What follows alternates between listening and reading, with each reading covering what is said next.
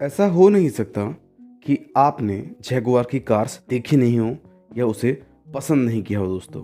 हमारे लिए प्राउड की बात है कि जैगुआर एक इंडियन ब्रांड है।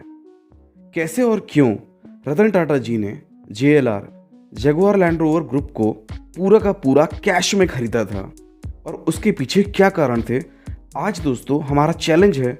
जो बात हम आपको बताएंगे आपने पहले कभी भी नहीं सुनी होगी।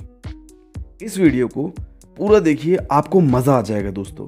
हमारा संकल्प है हम आपको इस तरीके से ये पूरी की पूरी बात बताएंगे कि जो आपने कभी भी ना कहीं पढ़ी होगी ना कहीं देखी होगी। हो सकता है आपने रतन टाटा जी को सो कॉल्ड बदले की कहानी सुनी होगी, जो आज हम एक्चुअली आपको बताएंगे कि उसमें कितना हिस्सा फैक्ट है और क्या स्ट्रेटजीज थी इस गाड़ी को खरीदने के पीछे।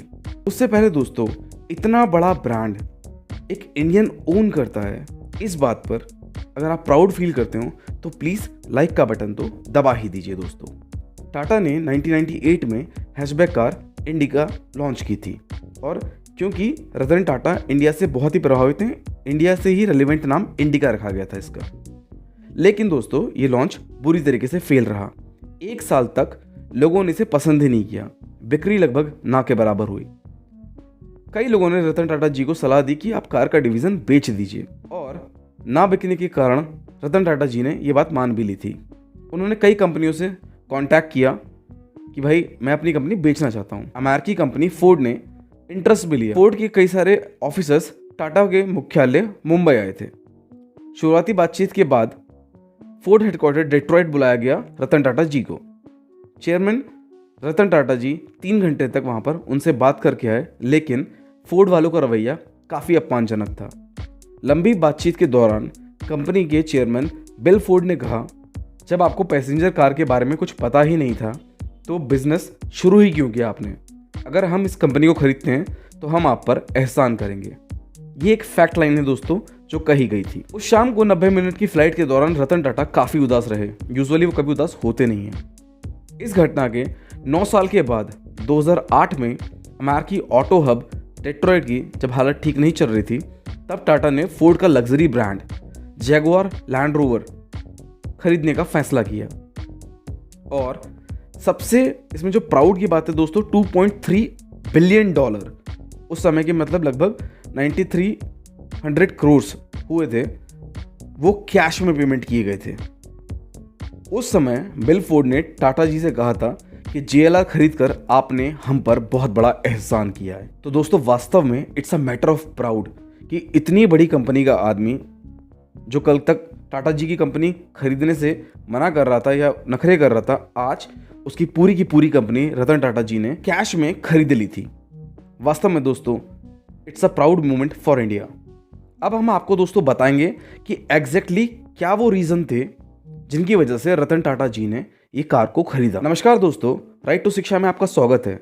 राइट टू शिक्षा एक लर्निंग प्लेटफॉर्म है जो पूरा डिटेल रिसर्च एनालिसिस करके आपके सामने बात को लेकर आता है। देखिए 2008 में जब इस कंपनी को खरीदा गया तो वो ईयर बहुत इंपॉर्टेंट था।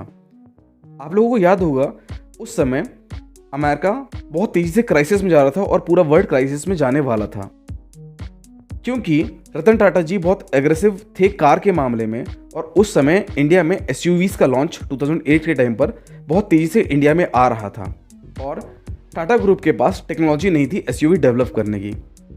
तो जो JLR ग्रुप है दोस्तों, जैगुआर लैंड रोवर ग्रुप, इनके पास मैक्सिमम नंबर ऑफ पेटेंट्स थे डिज़ाइन के, इंजन डिज़ाइन की टेक्नोलॉजीज थी।